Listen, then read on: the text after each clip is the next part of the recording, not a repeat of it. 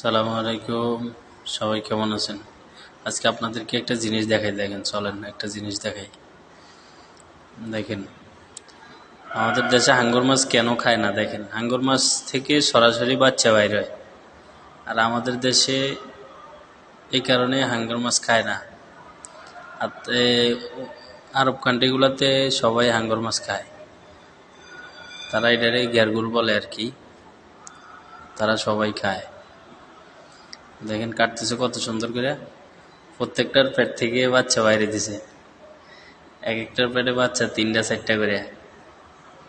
কত সুন্দর দেখেন, এক একটা বাচ্চা কত বড় বড়, দেখছেন কত সুন্দর বাচ্চা, কত বড় বড় বাচ্চা। দেখেন,